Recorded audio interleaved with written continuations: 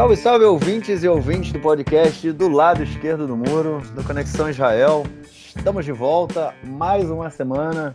Eu, Marcos Gorenstein e João Miragaia. Fala, João. Fala, Marquinhos, como é que eu andei? Tudo tranquilo, na boa. Episódio 93, sendo gravado na quinta-feira, 10h23 da manhã, aqui em Israel.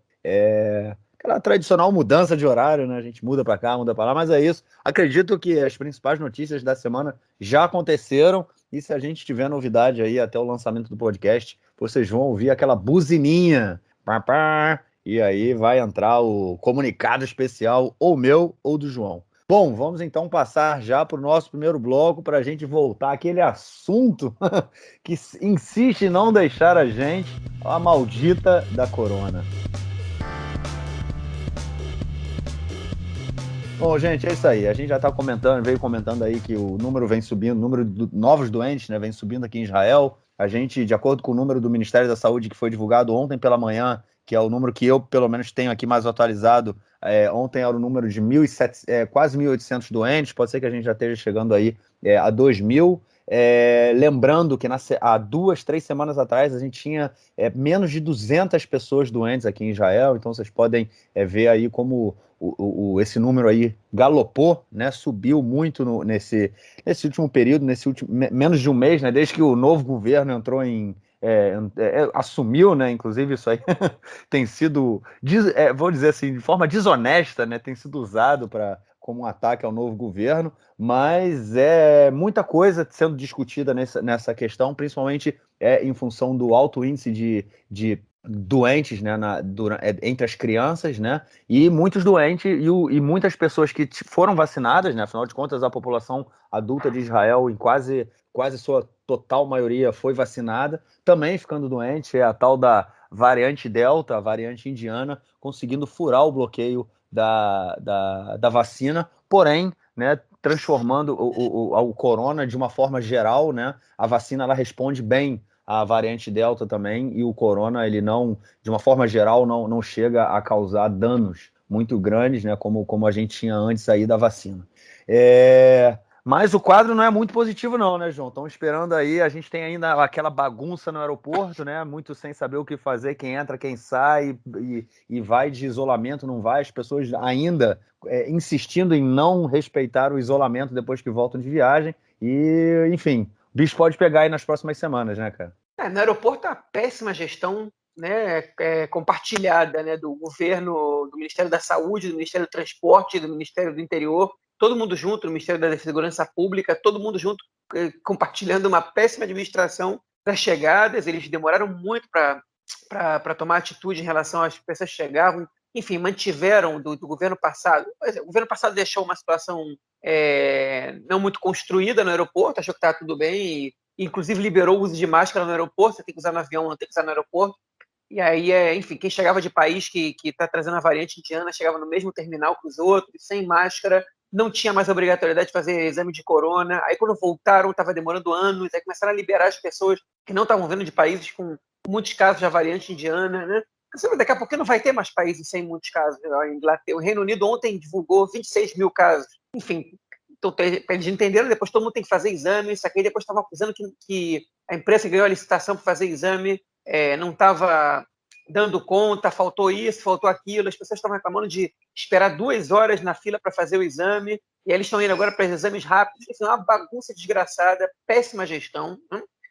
Sobra para quase todos os partidos aí da coalizão, sobra para o Yamina, sobra para o Avodá, para o Partido Trabalhista, sobra para o Meretz, para todo mundo, por essa gestão terrível do aeroporto. Mas a culpa não é da nova gestão, por tudo que está acontecendo. A gestão antiga também tem responsabilidade bastante. A variante entrou na gestão antiga, quem não preparou a polícia para fazer controle de quem faz a quarentena foi a gestão antiga, foi o governo antigo.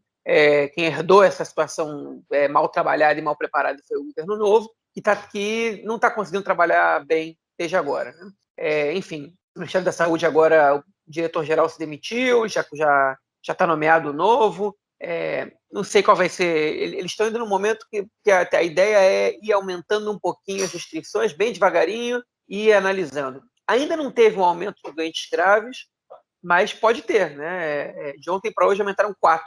de 25 para 29, que não é, tá longe de ser crítico, mas enfim. A gente, semana passada, a gente está falando em mais de 100 casos, semana já estamos chegando a 300, especulação é que semana que vem seja 600, daqui a 2 semanas a gente passa de 1.000 casos de corona por dia, e aí a gente provavelmente não vai continuar tendo a mesma liberdade que a gente tem hoje, né? Com a diferença de botar máscara em lugar fechado. Pode ser que volte cartão verde para entrar nos lugares, né? Que só vacinado pode entrar em lugar fechado. Pode ser que voltem outras restrições.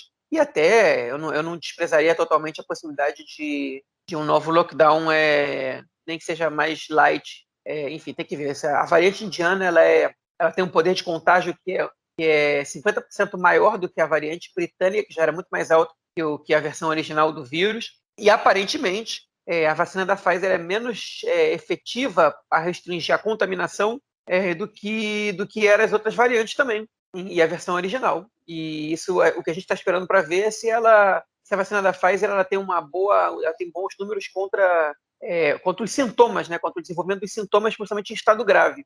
Mas, enfim, a gente não sabe. E aí o governo decidiu começar a incentivar pesado a vacinação dos jovens, como a gente falou na edição do podcast passado. Realmente aumentou de menos de 1.000 vacinados por dia para mais de 13 mil. Né? Garotada entre 12 e 15 anos está se vacinando, em um número mais alto que o normal. Enfim, o governo teve uma reunião com o Rabino Kanievski, né? Um rabino importante de Jerusalém, da corrente lituana. Ano passado ele foi, enfim, figura que aparecia na televisão o tempo inteiro. Netanyahu conversava com o neto dele para que ele passasse a informação para o avô, e para o avô poder decidir se iam respeitar o lockdown, se não ia, enfim. Para que o rabino Kanievski dissesse para que os jovens ultra-ortodoxos se vacinem também, e rápido, para que as vacinas não vençam, porque a grande maioria das vacinas israelenses vencem no fim de julho, o acordo com os palestinos não terminou de ser feito, e pode ser que eles tenham um grande número de vacinas indo para o lixo. O governo trata com otimismo a nova remessa que vai chegar da Pfizer, diz que a gente não vai ter problema, porque até o fim de julho Israel vai ficar praticamente sem vacinas no estoque, então eles estão negociando já os próximos lotes com a Pfizer, já tem assegurado a compra de mais de 10 milhões de vacinas, mas mais de 1 milhão tinham que estar chegando agora, nos próximos meses, e a Pfizer está fazendo jogo duro, porque outros países pedindo também, alguns mais necessitados que Israel, mas aparentemente a resposta da Pfizer vai ser positiva, pelo menos é o que algumas fontes no governo têm dito.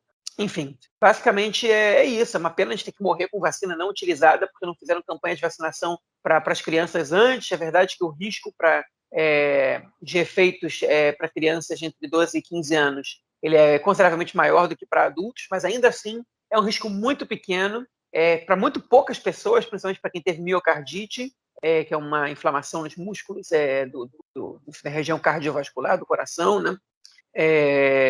Não só do coração, mas de tudo que está em volta do órgão.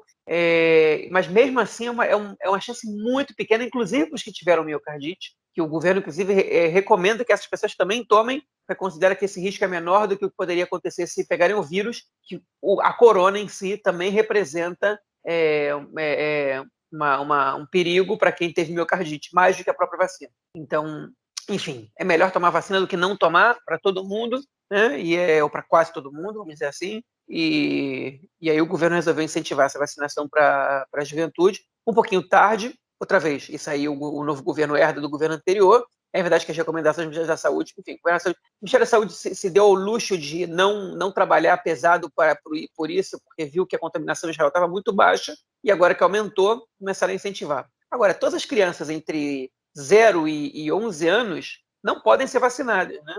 E a gente ainda tem aí uns 700, 800 mil israelenses adultos que optaram por não se vacinar. E, enfim, essas pessoas elas são vetores problemáticos, né, da disseminação do vírus, e talvez alguma medida vai ter que ser feita para que essas pessoas deixem de representar um perigo para a sociedade. As crianças, coitadas, não têm culpa disso, mas os adultos que não se vacinaram têm. Mas, enfim, vamos esperar para ver o que vai acontecer, mas eu já estou esperando aqui que meus filhos vão entrar numa quarentena de novo. A gente já passou por 5, porque disfarçava que a cidade que eu moro está vermelha. São 4 cidades vermelhas no país agora e mais outras 4 laranjas. E eu vou dizer aqui que na semana que vem a gente vai ter mais de 10 vermelhas e mais de 15 laranjas. Pode anotar aí. Tu anda meio pessimista, hein, João? Não, tô brincando. Acho que essa é a leitura que a gente está tendo realmente aqui, né? Porque conforme, enfim, você colocou aí tudo que está acontecendo, vai ser difícil segurar. Até porque eu acho que as pessoas também cansaram, né, de todo esse ano, e vai ser muito difícil você colocar novas restrições, né? Voltar às restrições, por exemplo, os cinemas que foram reabertos há 2 semanas atrás, um mês atrás, né? Sem nenhuma restrição. E agora que entrou o período de férias, onde as crianças vão ao cinema, imagina só você novamente criar restrições, falar, ó, o dono de cinema, você agora vai ter que fechar a sua casa novamente. Nessa semana, né, acabou aí o período da, como é que chama? Das férias não remuneradas, nos casos, né, as férias não remuneradas, em que os trabalhadores estavam ganhando aí um auxílio do governo. Enfim, então vai ser meio complicado falar disso aí no próximo.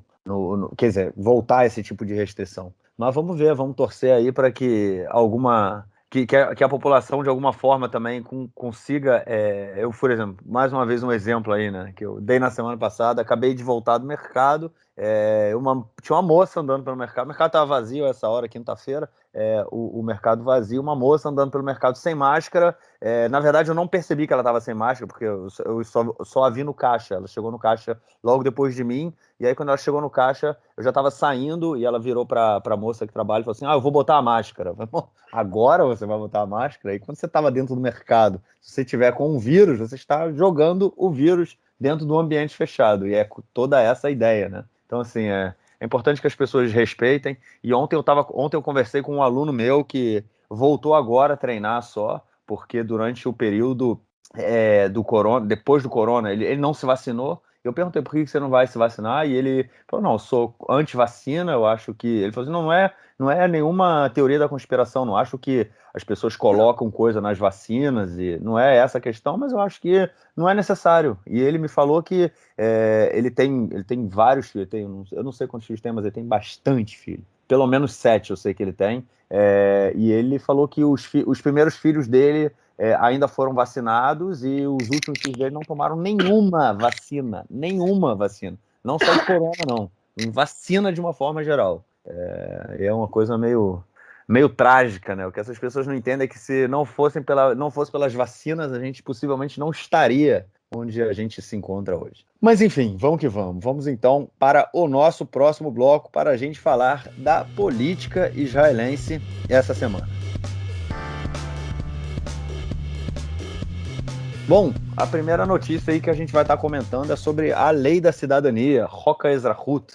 A gente comentou nos últimos episódios, é aquela lei que ela impede a união de famílias árabes, né, de árabes israelenses, árabes, não gosto de usar muito esse termo não, de árabes israelenses, mas enfim, palestinos que vivem em Israel com palestinos que vivem na Cisjordânia, quando se casam, a lei acaba impedindo que essas famílias sejam unificadas e que o palestino da Cisjordânia venha viver em Israel, né?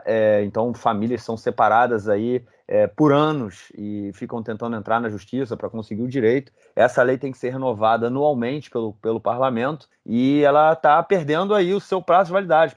A lei tinha que subir para votação. A partidos da oposição, né, como o Meretz e o Uram, falaram que não iriam apoiar essa lei de jeito nenhum, porque eles não concordam com ela. E a Ayelet Shaked, ministra da Justiça, ela jogou e falou assim, não, eu vou apresentar essa lei de qualquer forma, e jogou a bomba para o colo do Likud, falando, vocês não são sionistas de direita? Então vocês têm que aprovar essa lei. O Likud falou que não tinha problema em não aprovar a lei, né, que a preocupação maior deles é em derrubar o governo do que aprovar uma lei dessas. Só que no final das contas a lei não foi apresentada, foi adiada a votação da lei, e já Netanyahu, né, o líder da oposição, sentado numa cadeira do líder da oposição, doidinho para voltar para a cadeira de primeiro-ministro, já acenou com a possibilidade de fazer um acordo e sim votar a favor da lei, votar pela renovação da lei, desde que seja votada aí também uma nova lei básica sobre a questão da imigração em Israel. Eu só sei o seguinte, João, a gente vem comentando aí que essa lei lei da cidadania, ela é racista, né? Uma lei racista, uma lei que tem como objetivo impedir a unificação de famílias palestinas para que vivam em Israel. Muitos alegam que é a questão de segurança, terrorista, e não tem nada a ver com segurança, tem a ver com demografia, né, que é a questão central do conflito, uma das questões centrais aqui do conflito. Mas essa questão aí também de aprovar uma nova lei de imigração tende a deixar o país cada vez mais, vamos dizer assim, tá me faltando a palavra, né? Mas cada vez mais baseado em uma etnia só, né, cara? Na verdade, eu prefiro ainda não falar sobre essa nova lei de imigração, porque eu não conheço o texto, embora a gente tenha suficientes motivos para pensar que ele não vai ser muito amigável com imigrantes não judeus, porque a proposta, a iniciativa saiu do Likud, né? Mas prefiro comentar sobre a lei que está sendo debatida, né? Que a gente pode debater, que a gente já está conversando aqui tem 2 semanas, que ela vai vencer, né? Ela vai perder o prazo de validade na terça que vem, e o governo não conseguiu chegar num acordo, a oposição também não fechou, enfim, a oposição fechou o caso que não ia votar contra, e a Elia Tchaqueta adiou a discussão sobre a lei, a votação, para segunda-feira que vem. E se passar de segunda-feira que vem, o que acontece é que a lei caduca, e aí vários casais palestinos vão começar a entrar com pedido na justiça enfim, vários cônjuges palestinos, né, vão entrar com pedido na justiça para receberem direitos de residente em Israel no mínimo, talvez até cidadania, dependendo de quanto tempo eles estejam vivendo aqui. Então, existe uma pressa do governo em fechar essa situação, o que não quer dizer que se a lei não for aprovada agora, que todas essas pessoas vão conseguir residência, cidadania, porque, enfim, até que o processo até que a justiça dê uma solução para o processo, a lei, ela pode... Enfim, eles podem aprovar um outro projeto de lei. Pois mas o que é interessante nessa situação é o processo através do qual essa lei está sendo debatida e encarada pelos dois lados, né? Então vamos começar do princípio. Nos últimos 12 anos, o Likud, ano a ano, aprovou uma lei muito semelhante a essa lei da Elia Tchaqueta.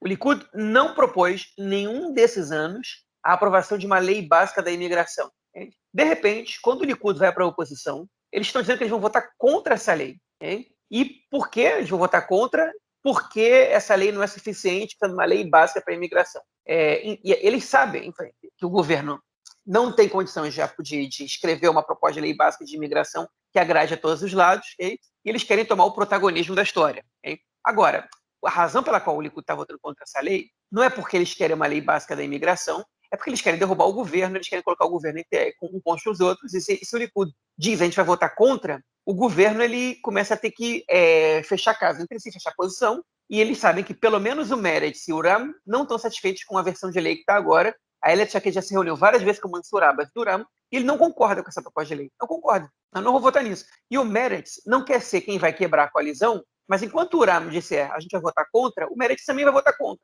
Se o Uram disser a gente vai votar a favor, aí o Meretz vai acabar fechando posição e vai votar a favor também, porque eles não querem ser os vilões da história. A posição do Meretz é uma posição delicada, o Uram não tem para mim estar nessa posição delicada, porque os eleitores do Uram não vão perdoar nunca o Uram se eles votam a favor dessa lei do jeito que ela está. Né? Se eles vão perdoar nunca, não sei, mas o Uram vai ter que dar para eles muito para eles perdoarem o partido. Enfim, então a situação é essa. E aí o que a Elia Tchaqueta tentou fazer? Ela tentou jogar isso nas costas do Likud, apostando que se a coalizão não conseguisse a maioria, o Likud, no final das contas, ia acabar votando a favor da lei, porque ia sair muito mal para o Likud votar contra. Hein? E os partidos Shas e judaísmos naturais disseram, a gente vota contra, não interessa, a gente concorda com a lei, o mais importante agora é derrubar o governo, a nossa ordem de prioridade é essa. O Likud não pode dizer uma coisa dessas. Então eles tentam sair pela tangente, dizer, não é isso. Hein? Não é que a gente é contra a lei, a gente é contra a maneira como as coisas estão sendo feitas, a gente quer uma coisa melhor. Então vamos discutir, vamos fazer uma lei nossa e vocês votam a favor. Então ele está tentando quebrar a coalizão por dentro, hein? Não é o único jeito que eles estão, enfim, não é a única maneira que eles estão tentando, através da qual eles estão tentando quebrar a coalizão. Tem várias outras, a gente vai comentar algumas delas, mas essa é uma delas, né? E o Netanyahu está tentando ser protagonista na história, falou, em 2 meses a gente vai lá, faz essa proposta, vocês votam com a gente e tudo mais. Só que os partidos de direita do governo, de centro, não podem simplesmente fechar com o Likud, aprovar uma lei dessas sem debater isso com a coalizão. O acordo de coalizão não permite esse tipo de coisa. Né? Então, o que o Netanyahu está tentando fazer é realmente complicar a situação. E a Elia Tchaqueta está tentando ganhar tempo até segunda-feira para ver se ela consegue fazer essa lei ser aprovada pelo governo. Se ela conseguir fazer o governo aprovar essa lei, né, e se essa informação chegar no Likud, eu digo para você que essa lei vai passar com mais de 90 votos. Porque aí o Likud vai votar a favor. Se eles verem que essa lei já vai passar, eles vão querer se queimar com o eleitorado. Se eles tiverem dúvida, eles provavelmente vão votar contra. Mas aí o que o governo está tentando fazer? Pegar desertores do Likud, gente que não vai se sentir bem em votar contra essa lei só para favorecer o Netanyahu. Né? Hoje saiu uma reportagem no Yediot Ahronoth, no Israel Hayom, que é o jornal pró-Netanyahu, dizendo que tem alguns ministros do Likud que já estão já estão debatendo a maneira que eles vão trabalhar para derrubar o Netanyahu e para tirar ele da liderança do partido. Então, enfim, Netanyahu começa a deixar de ser em unanimidade. Se essa matéria corresponde à realidade ou não, eu não sei dizer, mas se o Israel Leão publicou essa matéria, é porque alguma coisa tem aí, né? Então, enfim, está tudo muito nebuloso até segunda-feira. Eu não sei dizer o que eu acho que vai acontecer, se a Ayelet Shaked vai conseguir convencer o Uram, se eles vão se eles vão desistir de apresentar a proposta. Eu não sei dizer o que vai acontecer. Eu acho difícil a coalizão quebrar por causa dessa lei, muito difícil, mas ela pode criar uma indisposição, ok? E provavelmente vai acontecer essa indisposição. E eu já vou aproveitar essa situação para entrar na situação da relação entre a oposição e o governo, né? A oposição está jogando de todas as maneiras convencionais e não convencionais para derrubar esse governo. O Netanyahu, a gente sabe que ele é um opositor muito feroz, e que às vezes joga sujo, e toda a oposição está jogando de maneira bastante, enfim, não convencional, vamos dizer assim, para não usar outras palavras, né? Essa questão da lei da cidadania, ela é uma delas só. Mas a oposição também está tomando outras atitudes. A gente comentou sobre o fato de deputados do Likud terem se referido ao Netanyahu até hoje como primeiro-ministro, né? O Netanyahu só se refere ao governo como governo de fraude ou governo perigoso de esquerda. Esse governo não é nada de esquerda, mas, enfim, a gente vai comentar sobre isso também depois. Membros do governo estão atacando pessoalmente, pelo menos da oposição, estão atacando pessoalmente membros do governo. A principal vítima essa semana foi a líder da coalizão, Edith Silman, do Yamina, número 7 do Yamina. Ela está sendo chamada de menina, como foi? Seja uma boa menina, e coisas misóginas, e deixa a gente falar, não se comporte como uma criança pequena, né? Ou que comportamento feio da sua parte. Acusações misóginas, bastante machistas de alguns deputados do Shas, do Likud, do Yadut Torá, né? Mas não foi só ela que foi vítima desse tipo de ataque, outros parlamentares também. O Gilad Kariv, do Partido Trabalhista, é um que os ultra-ortodoxos estão atacando também sem nenhum pudor, né? Chamam de destruidor do judaísmo, passam por ele, não cumprimentam, só faltam cuspir no chão quando passam do lado dele. É uma situação também nunca antes vista, nunca antes a gente teve um rabino reformista na Knesset, ainda mais que é do governo quando os ultra-ortodoxos estão na oposição, né? E que agora vai ser o presidente da Comissão de Constituição. Mas, enfim, esses ataques pessoais também estão acontecendo para desequilibrar o governo, para que as pessoas percam a paciência e comecem a expulsar os membros das comissões por desacato. E aí, quando eles são expulsos, eles começam a acusar a ditadura, eles estão sendo ditadores, esse novo governo, um governo que não tem legitimidade, que expulsa as pessoas em vez de escutar a opinião contrária. Enfim, esse que está acontecendo no dia a dia. E o mais bizarro ainda de tudo é que a oposição está levando diariamente as sessões até as 4, 5, até as 7 da manhã, varando a madrugada, Laila Lavana, noite branca, o que se chama aqui, para que a oposição desista, para que as pessoas vão para casa, ver os seus filhos, ver suas famílias, descansar, dormir, né? E eles sabem que a coalizão só tem 61 deputados, né? Na votação do governo foram só 60, mas tem 61 na coalizão, e qualquer 3 pessoas que vão embora, eles podem perder uma votação importante. Então, a oposição está tentando derrubar a coalizão na base da porrada, a força mesmo, né?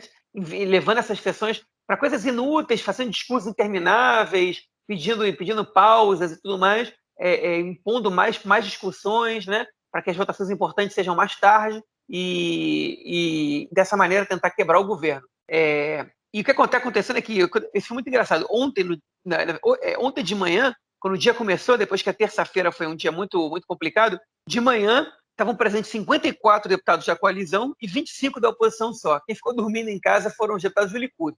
Então, se a oposição for, se o governo agora começar a atuar de maneira inteligente, eles vão começar a marcar as votações importantes para a parte da manhã, né? Para que o governo não tente levar até de noite. Mas, enfim, não duvidem que a oposição possa ser criativa e levar discussões até altas horas da madrugada, mesmo que as votações importantes sejam marcadas para a parte da manhã, porque eles sabem fazer isso, né? Eles estão aí para derrubar mesmo, eles estão para fazer discussão programática, eles não estão para defender posições, eles estão para derrubar o governo, um governo fraco, um governo cheio de contradições internas, e é isso que eles estão tentando fazer. Se o governo for forte e aguentar mais ou menos uns 3, 4 meses assim, a oposição vai cansar também. Eles vão ter que buscar outras maneiras, vão ver que isso não está funcionando. Mas, enfim, o governo vai ter que ser forte, por enquanto está sendo, né? Pelo menos nesse aspecto. Em outros aspectos, o governo está sendo forte para a direita, né? Tendendo à direita. E aí, nesse ponto, o argumento da coalizão da oposição de que esse é um governo de esquerda de esquerda perigosa, ele não se justifica, né?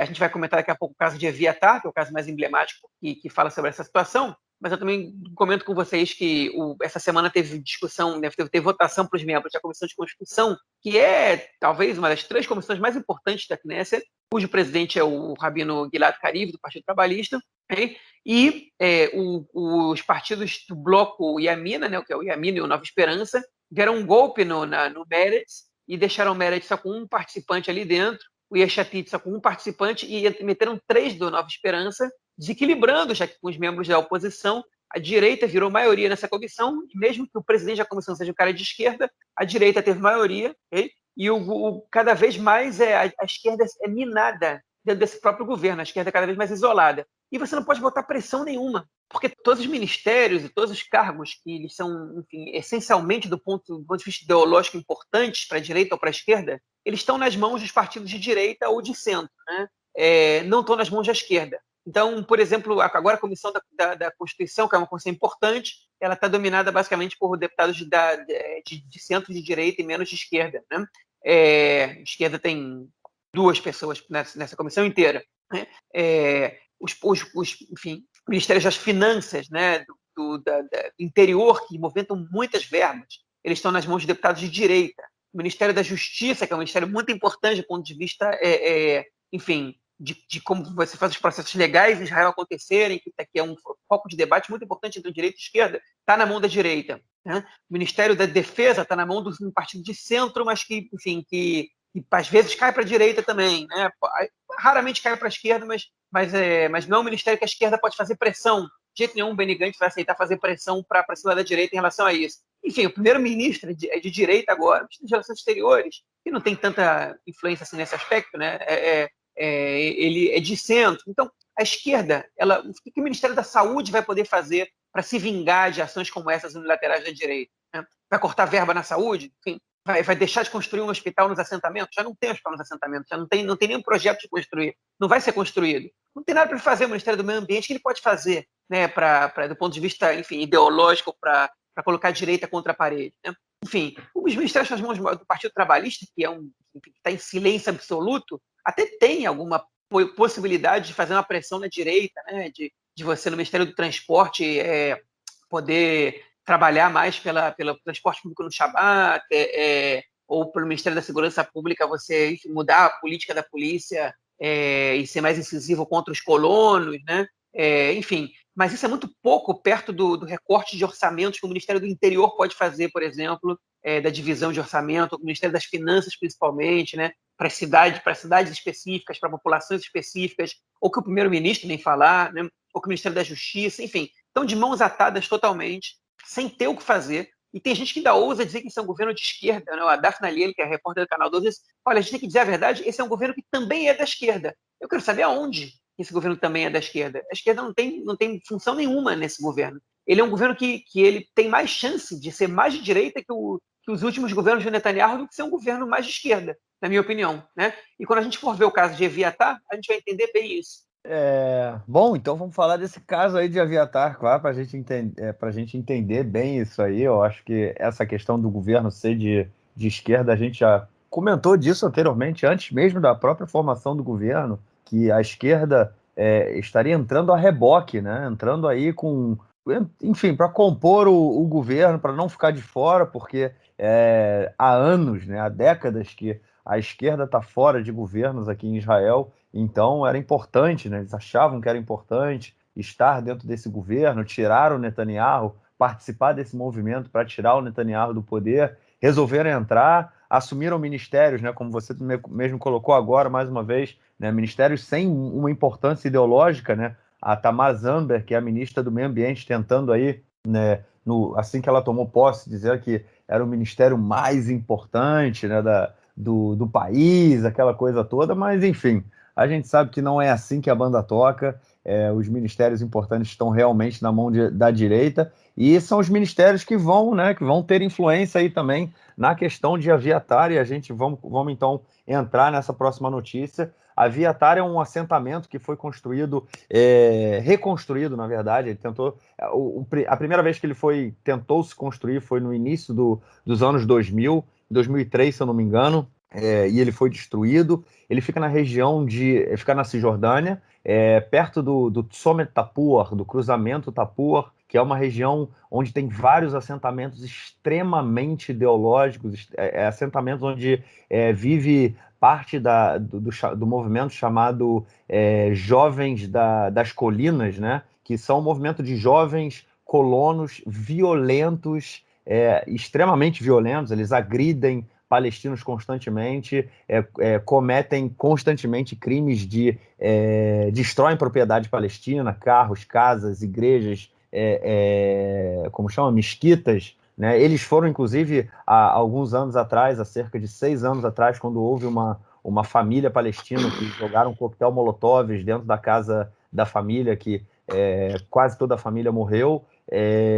Foram membros, né, desse movimento dos Jovens da Colina, e esse assentamento de Aviatar ele foi construído em maio desse ano, ou seja, no apagar das luzes aí do governo Netanyahu, né? Ninguém sabia ainda se o governo ia cair ou não, mas se o Netanyahu iria ou não continuar no governo, mas os colonos foram construindo foram levando as suas caravanas, construindo algumas estruturas em uma terra em que até agora ninguém sabe se ela é uma terra de propriedade palestina ou uma terra que, enfim, que não era não tem dono. E hoje vivem no assentamento cerca de 50 famílias judias que estão ali colonizando aquela região. Lembrando que na construção de um assentamento, ela não é simplesmente... o assentamento não vem sozinho, né? Ele vem com um aparato militar, ele vem com a expulsão, né? E aí o impedimento de palestinos que vivem na região de passear pela área, né? De muitos, como chama, criadores de ovelhas, como é que chama? Pastores, né? Que transitam pela região, eles passam a ser proibidos de fazer isso. Se há alguma plantação de oliveiras, né? Que as pessoas vão lá em determinadas épocas do ano para colher os frutos, elas são proibidas de fazer isso também, e são expulsas na porrada pelos colonos. Há vários vídeos na internet, isso acontece toda semana.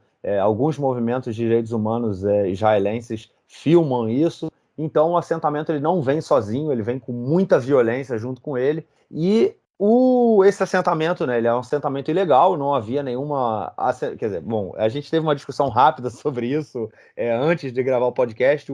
Na minha opinião, qualquer assentamento ele é ilegal, né? Mas, enfim, tem um assentamento que ele é ilegal porque ele está em propriedade palestina, propriedade privada, e tem um assentamento que ele não está em nenhuma propriedade privada e o governo autoriza a sua construção. Então, por isso, ele não é ilegal, de acordo com a lei israelense, né, no caso. Mas esse assentamento aí, ele não teve nenhuma autorização, e o Benny Gantz falou que o assentamento deveria ser destruído, só que essa semana agora, essa semana não, né? Quer dizer, essa semana, mas foi ontem, eles chegaram aí a um acordo, o Ministério da Defesa com os colonos, que as famílias vão sair do assentamento até amanhã, sexta-feira, amanhã no início da manhã, eles deixam o assentamento. As casas não serão destruídas, né, como geralmente acontece. As casas permanecerão no local para que seja feita uma checagem sobre a terra, se a terra é de propriedade palestina, privada ou não. Caso a terra não seja de propriedade palestina, eles voltam, mas durante desse período de checagem, que pode levar alguns meses, né, até porque vai haver aí pedidos dos movimentos de direitos humanos e civis para que seja proibida a construção desse assentamento. Na verdade, o que vai acontecer é que o exército vai tomar conta desse assentamento, eles vão transformar aquilo ali numa propriedade do exército, que aí, de acordo com as regras internacionais de ocupação, é permitido. Então, o exército passa a ocupar o assentamento, tornando, vamos dizer assim, tornando o assentamento legal de acordo com a legislação internacional, e também a exigência dos colonos para que seja construída uma yeshivá naquela região, naquele assentamento, como parte também de uma yeshivá militar. João, desde o início, né, do processo de colonização da Cisjordânia, lá na década de 60, o exército ele fazia isso, né? Ele construía, vamos dizer assim, a gente vai construir uma base aqui, vamos trazer os trabalhadores os trabalhadores que vão construir a base, vão viver nessa localidade durante a construção. Na verdade, não eram trabalhadores, eram colonos e na verdade não eram bases, eram assentamentos, e aí os assentamentos são construídos. Muitos deles foram construídos dessa forma. Isso aí dá mais um retrato, é mais um retrato que mostra que esse governo realmente é da direita, né, cara? Não, na verdade, o que vai mostrar mais que esse governo é da direita é porque esse processo que está acontecendo agora, ele é o contrário do que você acabou de dizer que acontecia no início, né? Por quê? Porque o governo ele transformou em base militar depois, né? É óbvio que já foi uma base lá no passado, mas esse território estava abandonado e ele virou base militar depois de virar um assentamento, ou vai virar, né? A gente não sabe exatamente o que vai acontecer no futuro, mas é um processo inverso que mostra que essa ação é uma ação civil. Eu acho ela mais parecida com o caso de Sebastia, que foi um caso muito característico, que o Rabin, quando era primeiro-ministro, tentou evitar que acontecesse. Ele perdeu a batalha na justiça, e dali alguns colonos começaram a agir por conta própria, até que o governo começou mais ou menos a regularizar como é que funciona, e esse governo atual parece que não se importa muito com a regularização de nada, né? Ou que não é que não se importa com a regularização, é que ele está preocupado mais em tirar o dele da reta, do que com a lei e a ordem no país, vamos dizer assim, para usar uma expressão bem cara à direita, né? Então, vamos contar esse caso de Eviatar rapidinho, tá? Eu escrevi no Twitter um resuminho de tudo, para você dar uma olhada lá, mas eu vou repetir aqui de maneira resumida o que eu já resumi lá. A história de Eviatar, o Marquinhos explicou. O que aconteceu foi o seguinte: há mais ou menos 2 meses e pouco, morreu um sujeito chamado Yehuda Guetta, um jovem colono, foi assassinado no Tzomet Tapur, que é uma estação de ônibus que fica ali na Samária, que é a parte norte da Cisjordânia, né? Enfim, que é um ponto de interseção entre algumas colônias, mas que a região da Samária, ao contrário da região de Judeia, né, que é no sul, ela tem muito menos colonos, né? Tem mais ou menos 40 mil de todos os 400 mil colonos, com exceção de Jerusalém Oriental. Mais ou menos 15% no máximo vivem na região da Samária, a maior cidade lá é Ariel, e o resto são todos assentamentos pequenos, onde em geral vivem os colonos mais radicais de todos, né? Nesse Tzomet Tapur, não é tão pouco comum a tentativa de atentados ou atentados acontecendo ali.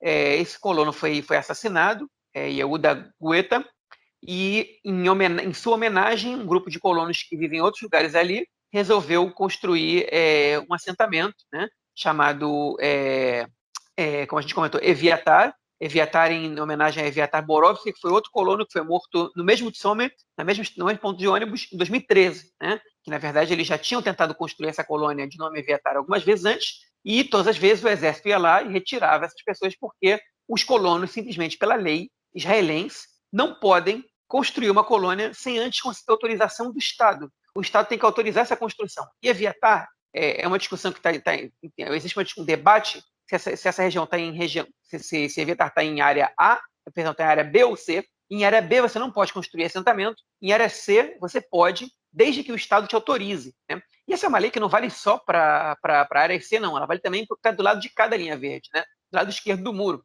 No Negev, por exemplo, eu não posso chegar lá e ver um lugar no meio do deserto vazio e construir uma casa. Eu tenho que conseguir autorização do Estado, normalmente eu tenho que pagar pelo território, né? Às vezes o Estado pode me arrendar, pode até me dar de graça se eu apresentar um projeto que o Estado veja como interessante para ele, mas enfim, você não pode sair construindo isso. E eles arrecadaram, principalmente através da organização Nahalá, que é uma organização que estimula a colonização ilegal, né, a construção de assentamentos ilegais, ou seja, sem autorização, às vezes em propriedade privada palestina, às vezes em propriedades que não são de ninguém, né? Eles foram lá e arrecadaram 1.200.000 shekels num espaço muito curto de tempo, conseguiram juntar 50 famílias que no espaço de 2 meses construíram também caravanas, que é o mais normal dessas do que eles chamam de Tiashvut Seirá, que é assentamentos jovens, que basicamente são essas colônias construídas de maneira ilegal para depois tentarem ser regularizadas, que inclusive tem um projeto de lei dos religiosos querendo regularizar esses assentamentos, né, todos eles. É uma lei que regulariza todos eles,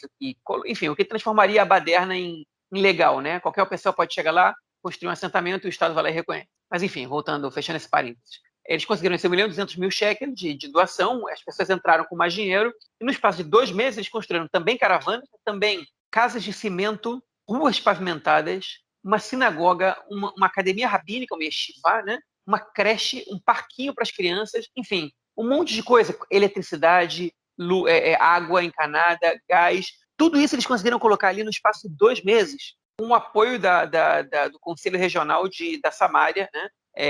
Eles conseguiram construir isso em 2 meses, um assentamento ilegal. Quando você consegue fazer isso, é mais difícil você evacuar, né? Você destrói, né? Você destruir, em geral, quando Israel evacua um assentamento ilegal, ele é destruído justamente para os colonos não terem facilidade para voltar depois, né?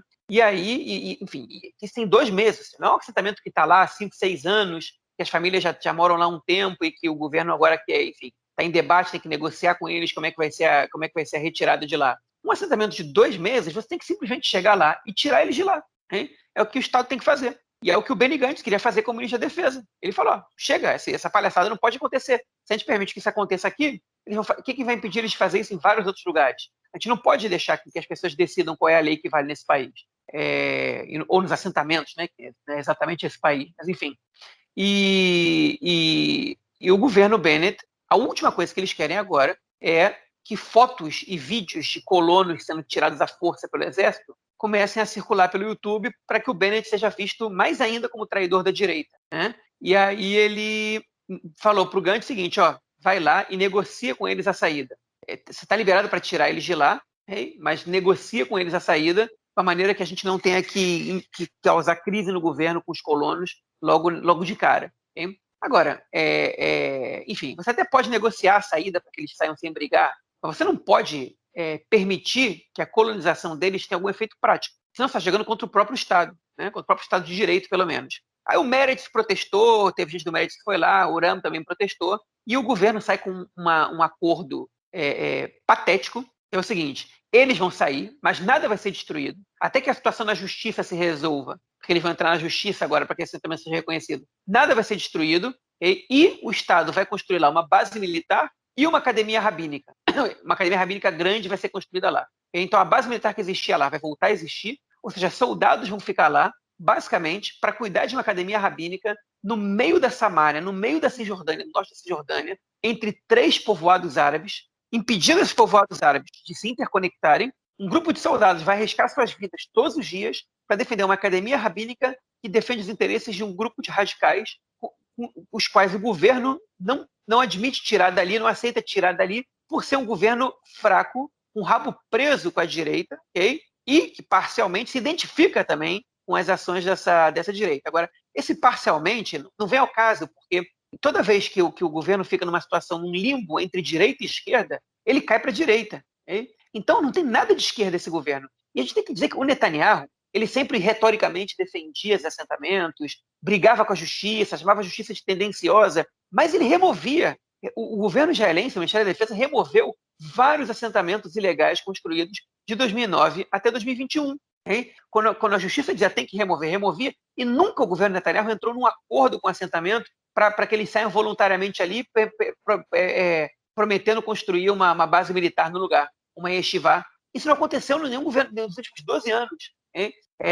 Obviamente que o Netanyahu ganhava com essa situação, porque ele saía no meio da história e jogava a extrema-direita contra a justiça, e ele saía ganhando com essa briga, ele de alguma maneira enfraquecia os dois, e ele se fortalecia no meio disso, mas ele também sabia que se ele tomasse uma atitude que beneficiava esse tipo de ação, ele ia perder o controle, e o Netanyahu não queria perder o controle. E o Bennett, alguns podem alegar, mas o Bennett é isso mesmo, ele quer os assentamentos, ele quer que isso aconteça. Eu acho que o Bennett quer que isso aconteça, mas ele quer que isso aconteça legalmente, ele não quer perder o controle. Porque se ele perde o controle, o Bennett já não representa mais esses grupos. Ele sabe que não vai ser um ou dois.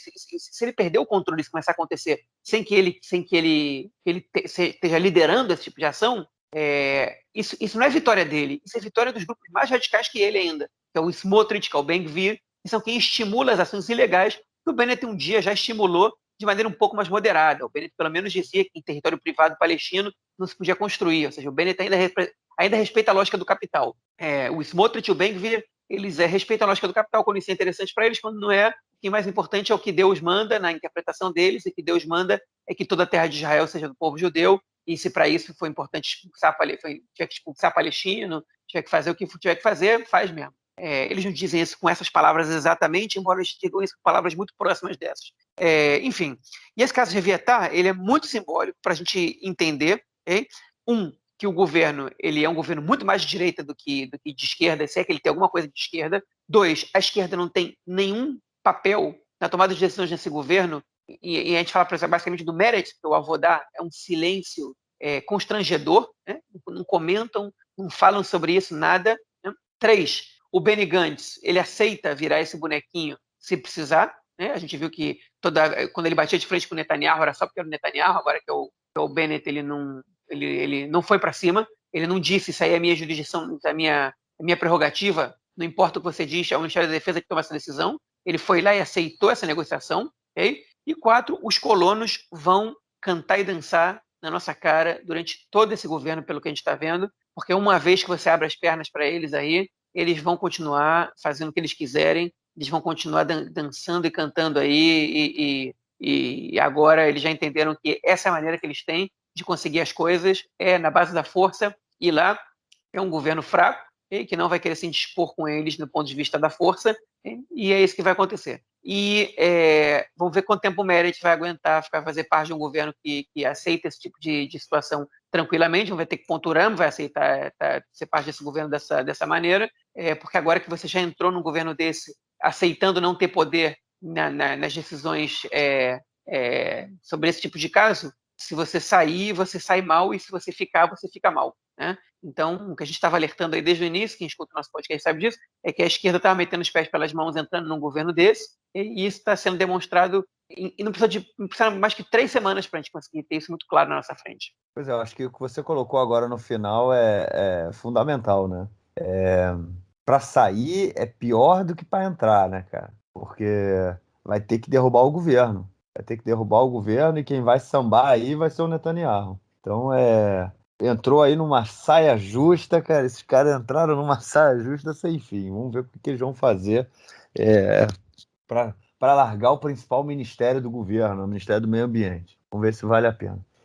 Mas também é importante colocar, eu acho que a questão ideológica é importante, né? Eu acho que o governo, o que você colocou, pronto, o governo não quer bater de frente, mas eu acho que também tem a questão ideológica. O Bennett, ele e a Shaked também, né? E o Guidon Sar também, e o Lieberman também, enfim, são defensores da colonização da Cisjordânia, não são a favor da criação de um Estado palestino. O Lieberman, em alguns momentos, ele até era a favor, né? Desde que fosse feita a transferência de população, enfim, com medidas bem, bem, bem problemáticas, né? Então, construir assentamentos. O Lieberman, ele até vive em assentamento também. Então, a gente tem aí um governo que ele tem compromisso, né, com esse tipo com essa ideologia, com essa política. Então, muito mais do que o Likud, né? Porque o Netanyahu, ele bem ou mal, ele era um cara pragmático, né? No momento em que a comunidade internacional dava aquela cutucada nele, dava aquela pressionada dele, justamente como você falou, né? Ele dava aquela porrada na justiça, colocava toda a culpa na justiça, mas ele ia lá e fazia o que tinha que ser feito. Esse governo, ele é um governo muito mais ideológico no sentido da ocupação, da colonização e da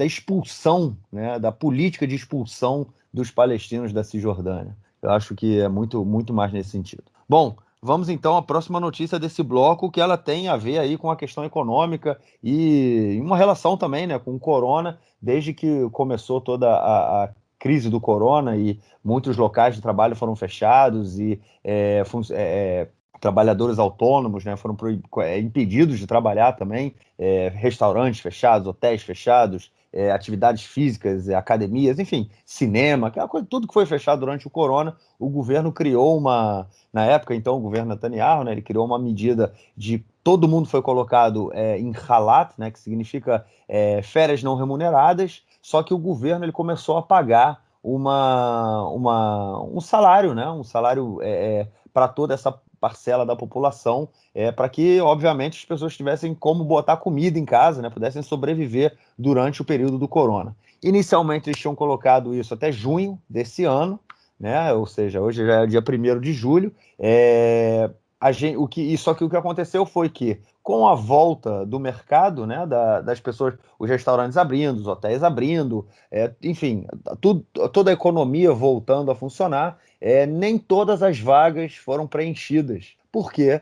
Porque tinha muita gente recebendo mais dinheiro do governo do que o próprio salário que deveria receber, né? Muita gente recebendo ali o salário mínimo, um pouquinho mais que o salário mínimo, e a ajuda, né, o halat, né, o que o governo estava pagando para essas pessoas mensalmente era mais do que elas ganhariam estando trabalhando. Ou, mesmo não sendo mais, né, era um valor muito próximo, então o cara falava, pô, para eu ganhar, sei lá, vou chutar aqui, tá bom? Para eu ganhar aqui uns 5 mil trabalhando e ganhar 4.500 para ficar em casa, eu ganho 4.500 para ficar em casa. Então tinha muita gente ficando em casa, verãozão, indo na praia, aquela coisa toda, até que o Lieberman, Fazendo os trabalhos sem carteira sem assinada, ganhando carteira fora, assinada, exatamente, muita gente fazendo complementando isso renda. também, exatamente. Então, dessa vez o Lieberman virou, que é o ministro da Economia, né, o novo ministro da Economia, ministro das Finanças, né, que é diferente isso. Então ele virou e falou assim, ó, acabou as férias não remuneradas, não tem mais essa mamata. Na verdade, não acabou para todo mundo, né? Pessoas com mais de 45 anos de idade que ainda não conseguiram voltar ao mercado, elas continuam recebendo. Enfim, tem alguns grupos específicos que ainda vão receber durante mais alguns meses, mas para a grande maioria da parcela jovem da população que tinha optado por ficar em casa ao invés de voltar ao mercado de trabalho, acabou a mamata, né, cara? Vai ter que voltar a trabalhar. Pois é, vão ter que voltar a trabalhar.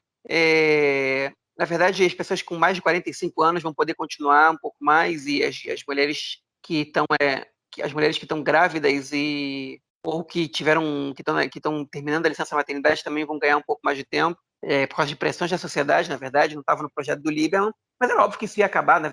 Tá previsto para acabar agora. Foi estendido por tempo demais, é importante dizer, e o próprio governo Netanyahu ele contradisse uma promessa que eles mesmos tinham feito. Eles falaram que se o desemprego caísse para menos de 10%, eles iam acabar com esse ralato e com o seguro-desemprego até o final de junho. E o desemprego está na faixa dos 7,9%, né? Agora já está menos de 10% desde março ou desde abril. E o governo anterior não acabou com o ralato, né? Manteve por questões eleitorais mesmo.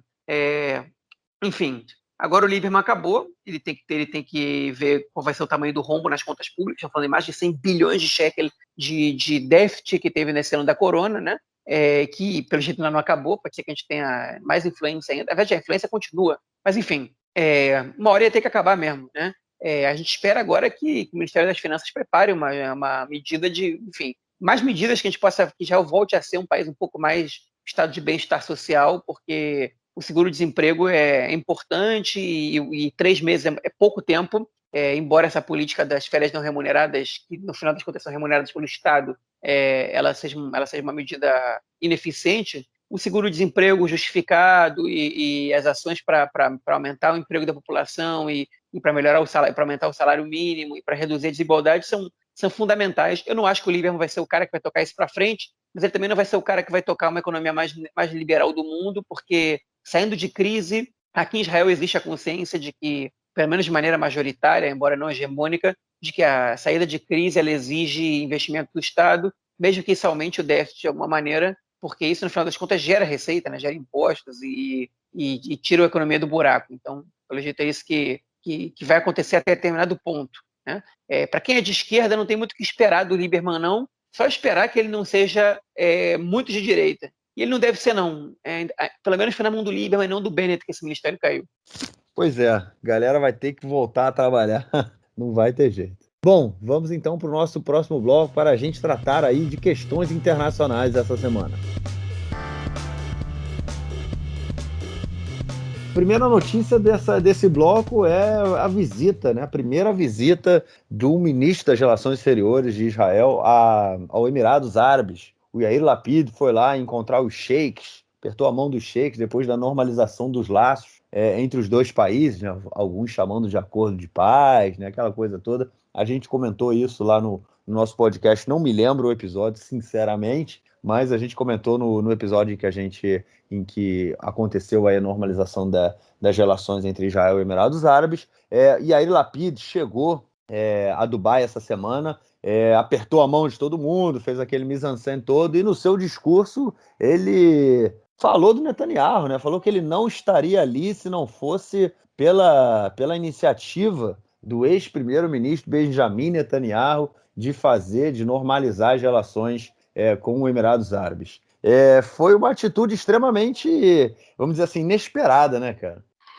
Foi uma atitude grandiosa do Lapid, né? Ele só para jogar, olha só, não tô aqui contra ninguém pessoalmente. Foi uma jogada política inteligente, né? foi a primeira visita de um ministro israelense para os Emirados Árabes. O Netanyahu tentou ir, evitou que outros ministros fossem antes dele, inclusive o ministro exterior, que era o Gabi Ashkenazi no seu momento, e o Lapid decidiu com o Bennett que não, que ele ia agora. Ele foi lá, né, ele foi recebido como praticamente com pompa de primeiro-ministro, e, enfim, fez um discurso bonito, fez um discurso politicamente correto, né, foi abrir a embaixada e o consulado, né, a embaixada em Abu Dhabi, o consulado em Dubai, e, enfim, as relações agora estão caminhando, né, já tem milhares de israelenses viajando para Dubai o tempo inteiro, agora as relações comerciais vão seguir, e realmente é um acordo histórico, não é um acordo de paz, mas é um acordo histórico, né, que tem que ser explicado no âmbito global, também do Oriente Médio, pelo menos regional, dessa aliança contra o Irã, né? Enfim, bom, vamos ver que fruta a gente vai colher disso.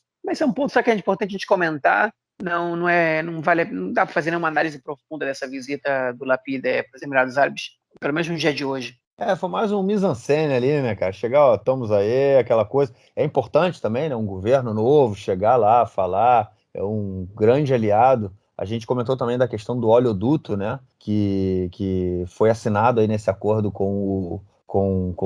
entre Israel e Emirados Árabes, que vai ser construído um oleoduto dos Emirados Árabes passando por Israel para que o óleo seja embarcado já no Mar Mediterrâneo, o que a ministra do Meio Ambiente ela se opõe, né? Então, enfim, a gente tem aí algumas questões que em algum momento vão precisar ser discutidas, e é importante, né? É importante que o Yair Lapid vá lá fazer a como é que chama? Dar aquela, né? Chegar ali e falar, ó, estamos aqui, vamos lá, vamos conversar. Eu acho, o Lapid, ele tem, a gente comentou isso, né, cara, que mesmo que esse governo caia rapidamente, o Lapid, ele tá saindo aí como o articulador desse novo governo, né? O cara que é o principal ali, abriu mão mais uma vez de ser o primeiro-ministro no período inicial, com 17 cadeiras, deu lugar a um cara com 5 cadeiras. Enfim, agora é o ministro das Relações Exteriores. Ele está se mostrando um cara ali extremamente hábil, né, na movimentação política, ali nas negociações, e, sem sombra de dúvida, se constrói cada vez mais como um dos principais candidatos, né, do campo de oposição ao Netanyahu. É isso aí. Bom, e a próxima notícia é a conversa entre Bennett, né, e Assisi, do Egito. Dois países que têm muitos interesses em comum, obviamente. Uma fronteira gigante ali no Sinai, né? A gente tem turismo israelense que vai para o Sinai. Recentemente estava até se discutindo o início de voos de Israel diretamente para Sharm el-Sheikh, que fica bem ali numa das pontas ali da península do Sinai, na pontinha, perto do Estreito de Tirã.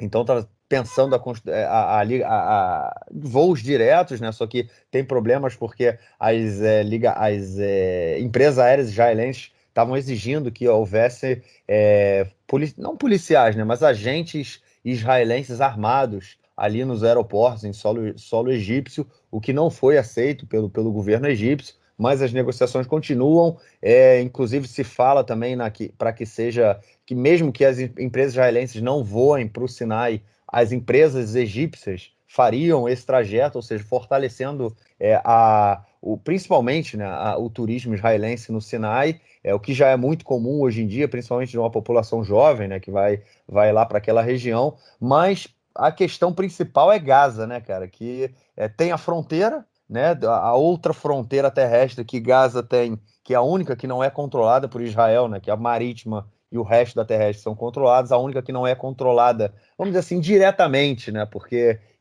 o Egito, se quiser, pode abrir a fronteira, mas há muita pressão israelense para que aquela fronteira fique fechada também. E essa conversa entre o Bennett e o Assisi, ela vai muito nesse sentido, né, cara?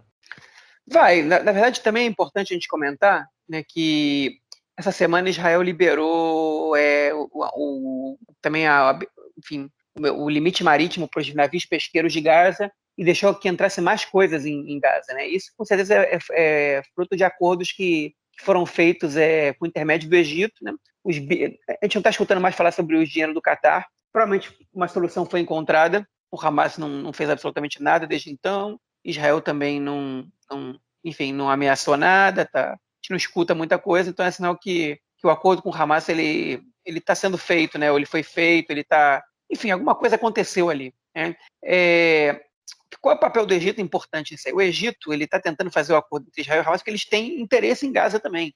Se Gaza tem problema, isso pode repercutir para o Egito também, né? Se o Estado Islâmico, se o Hamas cai e o Estado Islâmico decide conquistar Gaza, eles vão chegar do Sinai, né? Que é uma terra muito pouco, com um exército muito pouco significativo, e, enfim, e tudo mais. Então, acho que a gente tem que ficar atento a essas negociações. É importante o Bennett conversar com o Assis. Todos os líderes que conversaram com o Bennett falaram até agora que parabenizam e tal, falaram um pouco, alguns falaram do Irã, mas todos falaram, Israel a gente está esperando que Israel reforce a relação com os palestinos e enfim, que volte às negociações. Enfim, não sei se vocês não conhecem o Bennett, ou seja, querendo fazer uma pressão no Bennett a mais, além do comum, mas enfim, é importante a gente ficar atento a isso, porque o Bennett ele não vai ter muito como fugir dessas pressões para negociar com os palestinos, né? O Netanyahu, ele fazia o jogo dele, enfim, dizia que queria negociar, que não tinha... O Bennett é novo na história, ele vai sofrer pressão, o governo americano também quer que tenha negociações, né? E a gente tem que ficar de olho nessa relação com o Egito, nessa relação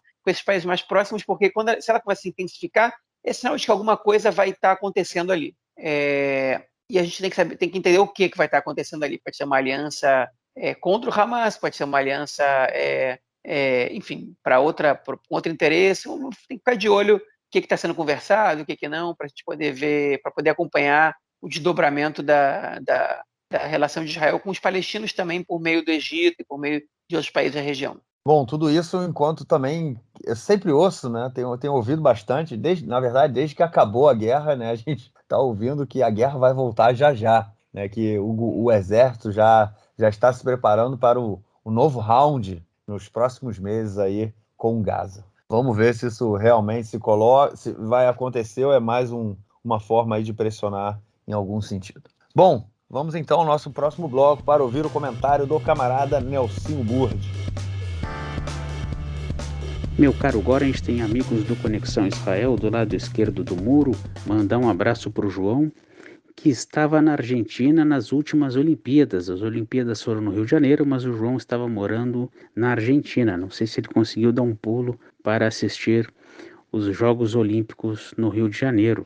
Mês Olímpico, já estamos durante o mês Olímpico e Israel sempre dá uma beliscada, né? Historicamente, o judô masculino e feminino já trouxe medalhas para Israel, o iatismo também já trouxe medalhas para Israel, e vamos aguardar aí, a ginástica artística já trouxe medalhas para Israel também, não apenas em Olimpíada, também em campeonatos mundiais, campeonatos europeus. Vamos torcer aí para que Israel possa trazer medalhas e que o projeto olímpico, o Centro Olímpico Israelense em Tel Aviv, em Adar Yosef, Wingate, perto de Natânia também, dentre outros centros olímpicos israelenses que sempre produzem grandes atletas e fazem um trabalho social muito bonito, né? Porque o cara que é atleta, ele tem um estudo na escola de um modo, num regime especial, que permite que ele possa fazer um treinamento intensivo sem se descuidar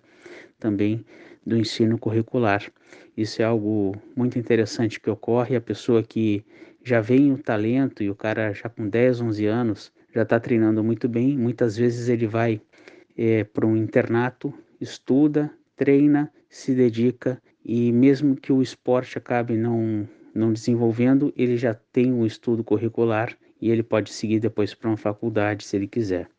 Mas torcendo muito pelos atletas israelenses, nas próximas semanas a gente vai trazer os nomes que de repente podem beliscar alguma medalha nesses Jogos Olímpicos de Tóquio no final do mês. Um grande abraço. Valeu, Nelsinho, obrigadão pelo comentário e te esperamos na próxima semana, episódio 94. João, algo mais a declarar ou a gente fica por aqui, cara? Ficamos por aqui, vamos nessa. Beleza, como a gente falou lá no início, quinta-feira a gente gravando esse episódio. Se acontecer alguma coisa de urgente até que o episódio vá para o ar, vocês ouvem a buzininha com a notícia especial. Valeu, gente. Nos ouvimos na semana que vem. Até lá. Grande abraço. Tchau, tchau. Abraço, até mais. Valeu.